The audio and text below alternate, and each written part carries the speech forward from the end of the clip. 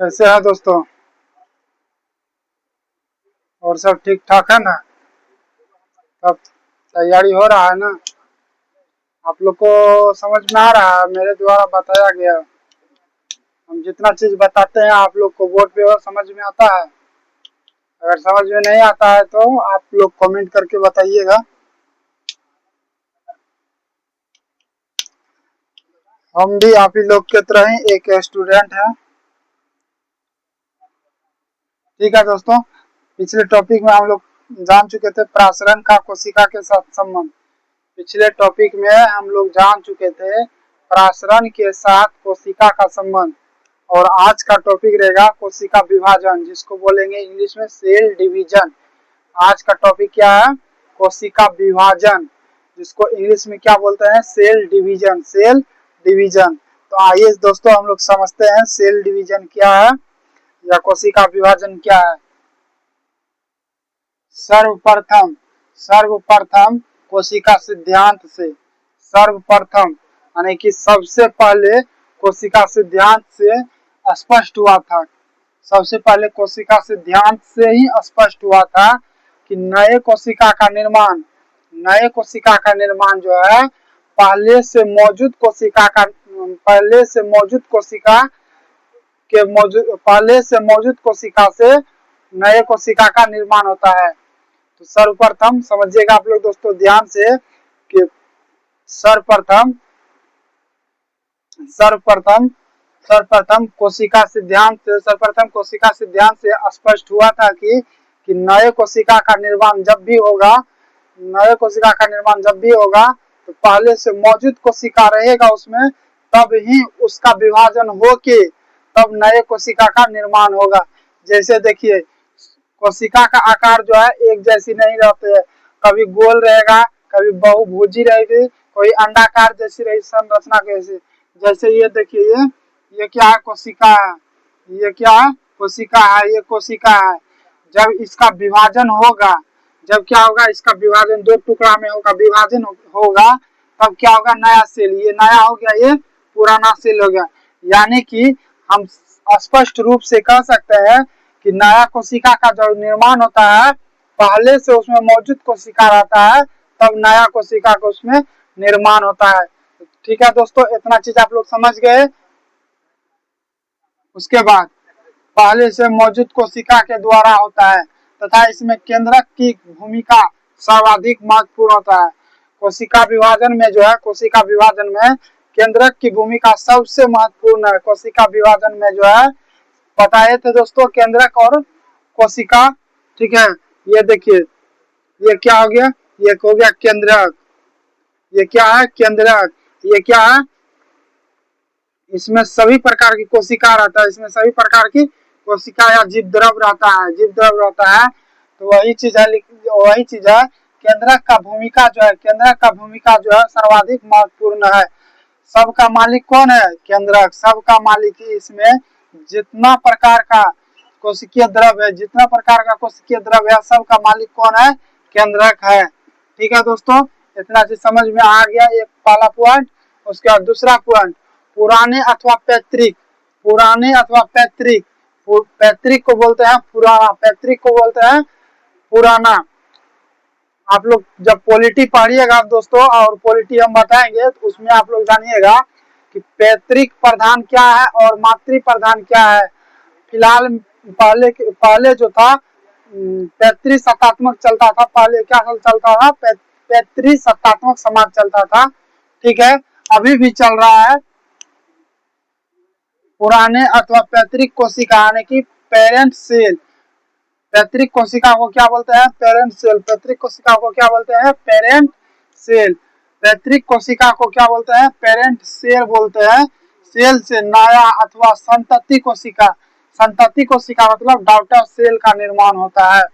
इसी क्रिया को कोशिका विभाजन करते हैं। कोशिका विभाजन, कोशिका विभाजन कहते हैं।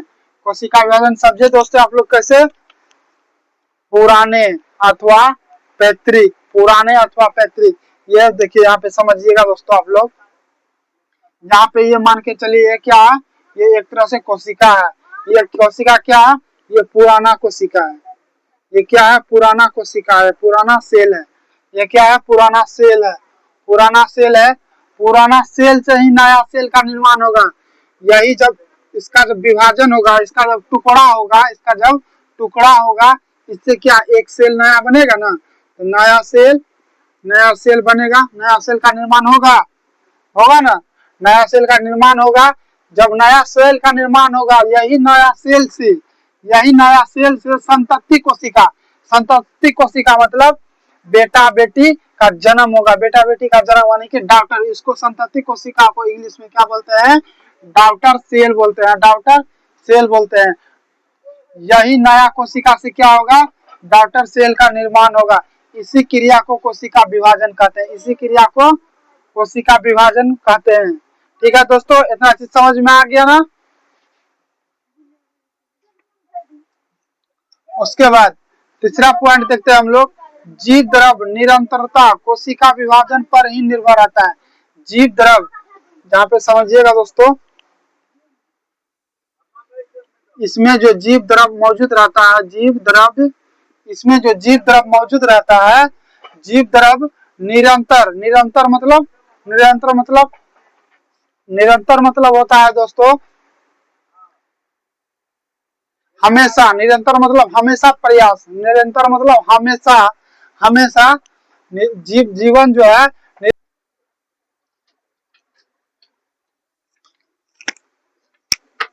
आइए दोस्तों, हम लोग कहाँ तक समझ चुके थे, कहा कि लाइन कट गया था इसलिए हम वीडियो को रोक दिए थे। अब लाइन आ गया, अब चलिए हम लोग पढ़ते हैं।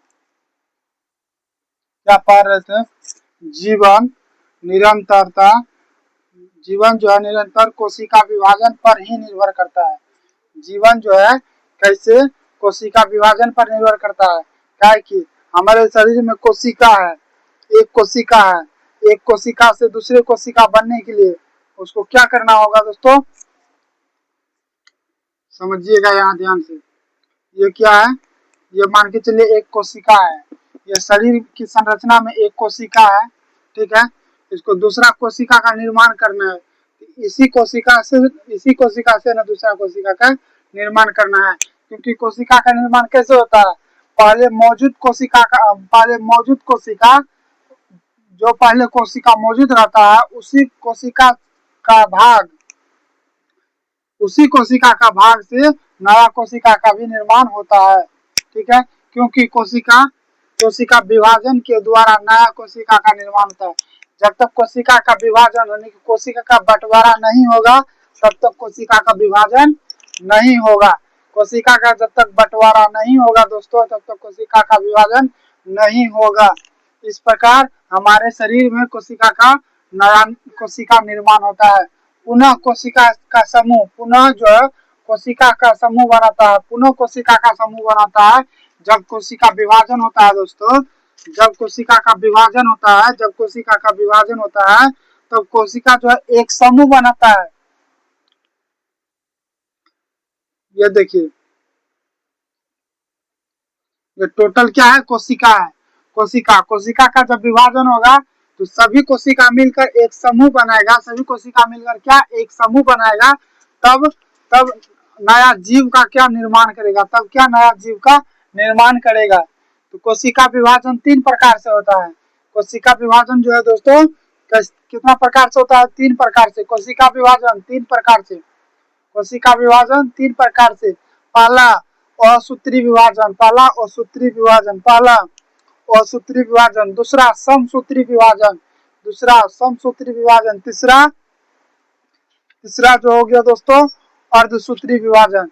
तो आइए दोस्तों एक बार हम लोग याद करते हैं, उसके बाद हम लोग समझेंगे अर्धसूत्री, समसूत्री और समसूत्री विभाजन, ठीक है। सर्वप्रथम पहले एक बार याद कर लेते हैं दोस्तों। सर्वप्रथम कोशिका सिद्धांत से स्पष्ट हुआ था, सर्वप्रथम कोशिका सिद्धांत से स्पष्ट हुआ था कि नया कोशिका का जब निर्माण होगा, नया कोशिका का जब निर्माण होगा तो उसमें पहले से मौजूद कोशिका रहेगा, तब नया कोशिका का निर्माण होगा। ठीक है, इतना क्लियर हो गया दोस्तों। अब दूसरा पॉइंट समझिएगा आप लोग। पुराने अथवा पैतृक कोशिका, पैतृक मतलब पुराना ही होता है, पैतृक या पुराना एक ही चीज है। पुराना अथवा पैतृक कोशिका जो है पेरेंट सेल, पेरेंट सेल से नया अथवा संतति कोशिका, संतति कोशिका, संतति कोशिका को इंग्लिश में दोस्तों डॉटर सेल बोलते हैं। संतति कोशिका को इंग्लिश में क्या बोलते हैं? डॉटर सेल बोलते हैं। इसी क्रिया को क्या बोलते हैं? कोशिका विभाजन कहते हैं। इसी क्रिया को कोशिका विभाजन कहते हैं। जीवन निरंतर जो है, जीवन जो है निरंतर कोशिका विभाजन पर ही निर्भर है। जीवन जो है निरंतर कोशिका विभाजन पर ही निर्भर है। जब तक हमारे शरीर का कोशिका विभाजन नहीं होगा तब तक हमारे शरीर की संरचना में वृद्धि, शरीर में वृद्धि नहीं होगा, शरीर में वृद्धि नहीं होगा। ठीक है, क्योंकि कोशिका विभाजन के द्वारा नया कोशिका का निर्माण होता है। पुनः कोशिका समूह बनाकर अंत जीव का निर्माण करता है, अंत जीव का निर्माण करता है। ठीक है, कोशिका विभाजन 3 प्रकार से होता है। कोशिका विभाजन 3 प्रकार से होता है। पहला हो गया असूत्री विभाजन, पहला क्या हो गया? असूत्री विभाजन, पहला असूत्री विभाजन, दूसरा समसूत्री, तीसरा अर्धसूत्री। असूत्री विभाजन को बोलते हैं इंग्लिश में एमेटोसिस, एमेटोसिस। समसूत्री विभाजन को मिटोसिस, समसूत्री विभाजन को इंग्लिश में मिटोसिस बोलते हैं। अर्धसूत्री विभाजन को मियोसिस बोलते हैं, अर्धसूत्री विभाजन को मियोसिस बोलते हैं।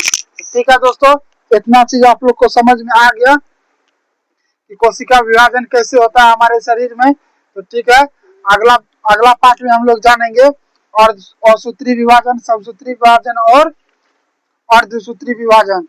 ठीक है दोस्तों, इसको मिटा रहे हैं हम।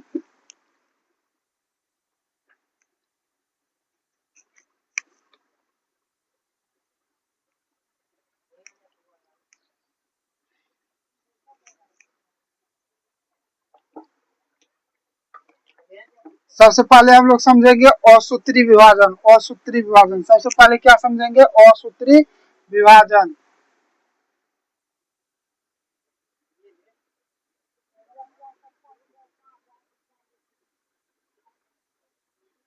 असूत्री विभाजन, असूत्री विभाजन इंग्लिश नाम भी जान लीजिए दोस्तों, इंग्लिश नाम भी जान लीजिए। इंग्लिश नाम होता है एमिटोसेल डिवीजन, एमिटोसेल डिवीजन, एमिटो मिटो एमिटो amitosis, amitosis, amitosis cell division, amitosis cell division. ठीक है दोस्तों, इसको हम लोग एक बार पहले समझते हैं, उसके बाद हम लोग बोर्ड पे समझते हैं। असूत्री विभाजन जो है,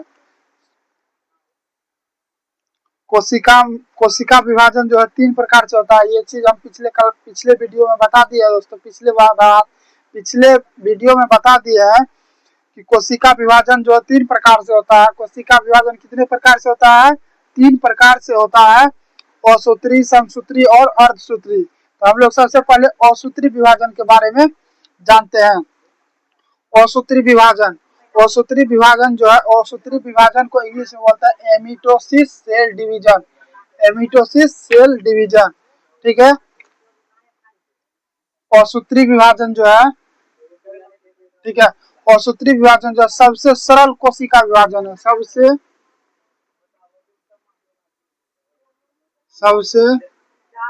सरल कोशिका, सबसे सरल कोशिका विभाजन है। सबसे सरल कोशिका क्या है? विभाजन है। असूत्री विभाजन जो है सबसे सरल कोशिका विभाजन है, सबसे सरल कोशिका विभाजन है। ठीक है, असूत्री विभाजन जो है, याद रखिएगा दोस्तों, असूत्री विभाजन सबसे सरल कोशिका विभाजन है। ठीक है, असूत्री विभाजन, असूत्री विभाजन, असूत्री विभाजन जो है, असूत्री विभाजन में सबसे पहले केंद्रक लंबा होता है। असूत्री विभाजन में सबसे पहले सबसे पहले केंद्रक लंबा होता है। केंद्रक को दोस्तों इंग्लिश में बोलते हैं न्यूक्लियस। लंबा होता है, लंबा होता है। ठीक है। और सूत्री विभाजन जो है सबसे सरल कोशिका विभाजन है। और सूत्री विभाजन में सबसे सबसे सबसे सबसे पहले केंद्रक क्या होता है? लंबा होता है। केंद्रक लंबा होता है जो बीच बीच में टूटकर दो भागों में बढ़ जाता है। जो बीच बीच बीच बीच में टूटकर टूटकर दो भागों में क्या होता है? बढ़ जाता है। दो भागों में बट जाता है। दो भागों में बट जाता है। दो भागों में क्या होता है दोस्तों? बट जाता है। इस तरह एक केंद्रक से दो केंद्रक बन जाता है। जब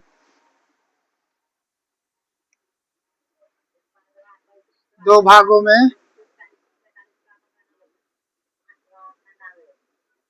भागों में बट जाता है।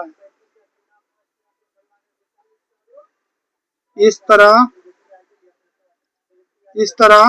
एक केंद्रक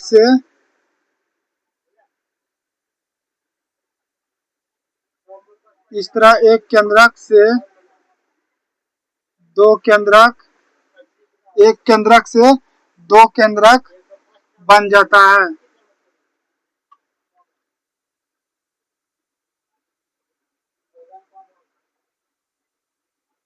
दो केंद्रक बन जाता है। दो केंद्रक क्या होता है? बन जाता है। ठीक है।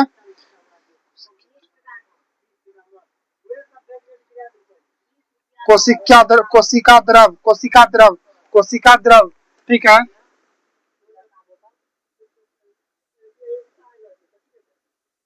कोशिका द्रव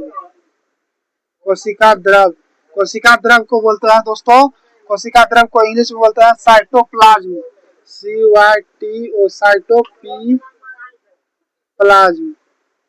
साइटोप्लाज्म। कोशिका द्रव साइटोप्लाज्म का दो भाग में विभाजन होता है।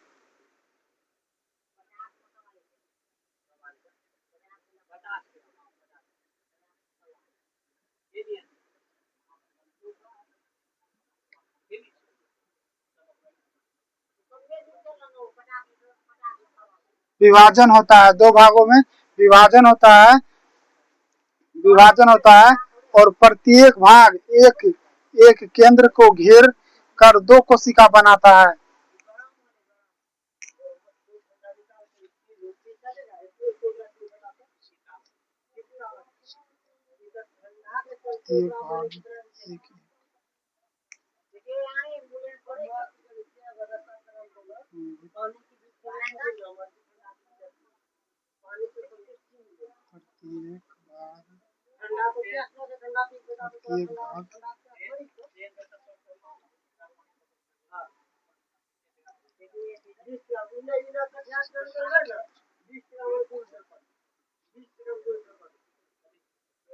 प्रत्येक भाग एक एक केंद्रक को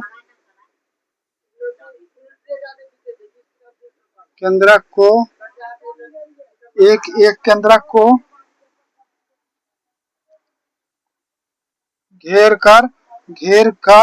कर दो कोशिका बना लेती है। घेर कर दो कोशिका बना लेती है। दो कोशिका बना लेती है। औसूत्री विभाजन औसूत्री कोशिका विभाजन में क्रोमोसोम का निर्माण नहीं होता है। ठीक है।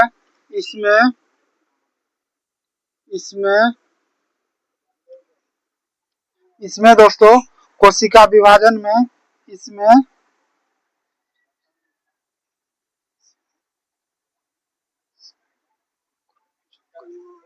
इसमें क्रोमोजोम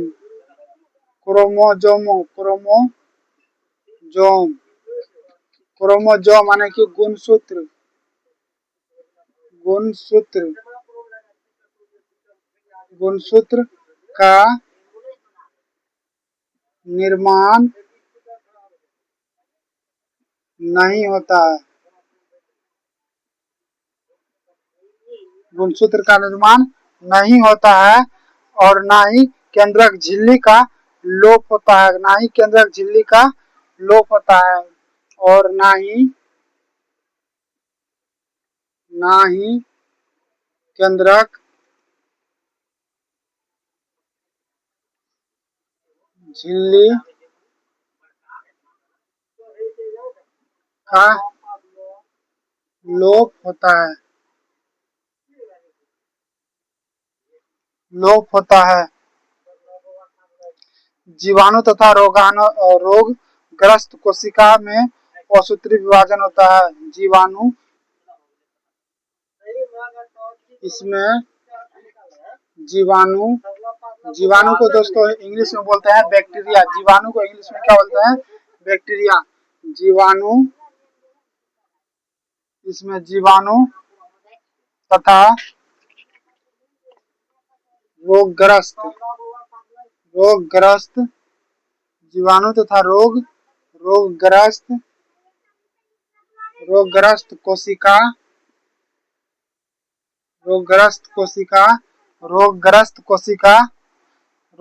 कोशिका में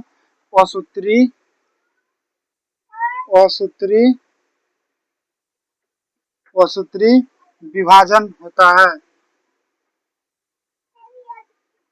विभाजन होता है।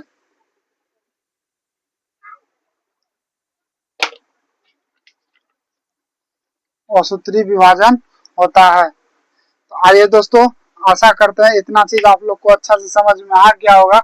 अगर समझ में नहीं आया होगा अभी तो एक बार फिर से हम बता रहे हैं, आप लोग समझिएगा ध्यान से। समझ में आना तो है ही, लेकिन थोड़ा टाइम लगेगा दोस्तों। बिना टाइम दिया हुआ कुछ मिलने वाला नहीं है, इसलिए टाइम देना तो पड़ेगा। आइए हम लोग समझते हैं। तब औसूत्री विभाजन को एमिटोसिस सेल डिवीजन बोलते हैं। औसूत्री विभाजन का इंग्लिश नाम एमिटोसिस सेल डिवीजन। औसूत्री विभाजन का इंग्लिश नाम एमिटोसिस सेल डिवीजन। औसूत्री विभाजन जो है सरल कोशिका होता है, सबसे सरल कोशिका होता है। औसूत्री विभाजन जो है सबसे सरल कोशिका होता है। औसूत्री विभाजन जो है सबसे सरल कोशिका होता है। औसूत्री विभाजन में सबसे पहले केंद्रक लंबा होता है। सबसे पहले क्या होता है? केंद्रक लंबा होता है। औसूत्री विभाजन में केंद्रक क्या होता है? लंबा होता है, जो बीच बीच में टूटकर दो भागों में बट जाता है। बट जाता है। इसी तरह एक केंद्रक से दो केंद्रक बन जाता है। औसूत्री विभाजन में सबसे लंबा क्या होता है? केंद्रक होता है। केंद्रक जो होता है केंद्रक क्या होता है? दो भाग में क्या होता है? टूट जाता है। जब दो भाग में टूट जाता है तो इस तरह से एक केंद्रक से जो है दो केंद्रक का निर्माण हो जाता है। एक केंद्रक से दो केंद्रक का निर्माण हो गया, हुआ दोस्तों। एक केंद्रक से दो केंद्रक का निर्माण हो गया। उसके बाद अगला पॉइंट समझिएगा, कोशिका द्रव को इंग्लिश में साइटोप्लाज्म बोलते हैं। औसूत्री विभाजन में कोशिका द्रव को दो भागों में विभाजन होता है। ठीक है। औसूत्री विभाजन में जो कोशिका द्रव का दो भागों में विभाजन होता है और प्रत्येक भाग एक केंद्रक को घेर लेता है। प्रत्येक भाग जो है एक केंद्रक को घेर लेता है और दो कोशिका बना लेता है। प्रत्येक भाग जो है एक केंद्रक को घेर लेगा और दो कोशिका का निर्माण करेगा। जब ये देखिए, जब ये क्या है? ये क्या है? केंद्रक है। केंद्रक जब टूटेगा दोस्तों, केंद्रक जब टूटेगा तो दो भाग में विभाजन होगा। विभाजन हुआ तो एक भाग जो है केंद्रक को घेर लेगा। और दूसरा भाग जो है दो कोशिका बना लेगा। इसमें और औसूत्री विभाजन में क्रोमोसोम यानी गुणसूत्र का निर्माण नहीं होता है। औसूत्री विभाजन में क्रोमोसोम यानी कि गुणसूत्र का निर्माण नहीं होता है। गुणसूत्र आप लोग समझते हैं। जब जनन चैप्टर पढ़ेंगे दोस्तों तो उसमें समझेंगे गुणसूत्र क्या होता है, क्रोमोसोम क्या होता है। अभी उतना चीज जानने की जरूरत नहीं है हम लोग को, ठीक है। जितना हम लोग के पास आ रहा है डाटा उतना हम बता रहे हैं, उतना समझिए, उतना ही काफी है। जैसे जैसे आते जाएगा डाटा वैसे वैसे हम बताते जाएंगे, वैसे वैसे आप लोग समझते जाइएगा, वैसे वैसे हमको भी याद होते जाएगा, ठीक है दोस्तों। औषधि विभाजन, औषधि विभाजन गुणसूत्र का निर्माण नहीं होता है और ना ही केंद्रक झिल्ली का लोप होता है, ना ही केंद्रक झिल्ली का लोप होता है। लोप मतलब ढकना, लोप मतलब ढकना, लोप मतलब ढकना, ठीक है। और औषधि विभाजन में जीवाणु तथा रोगग्रस्त कोशिका में जो है, जीवाणु तथा रोगग्रस्त कोशिका में औषधि विभाजन होता है। जीवाणु तथा रोगग्रस्त कोशिका में, जीवाणु तथा रोगग्रस्त कोशिका में औषधि विभाजन होता है। जीवाणु, जीवाणु मतलब बैक्टीरिया, और रोगग्रस्त कोशिका में औषधि विभाजन होता है, औषधि विभाजन होता है।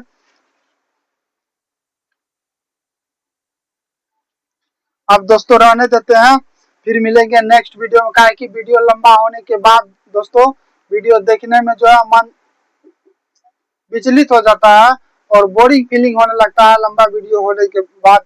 इसलिए आज का दोस्तों रहने देते हैं इतना ही।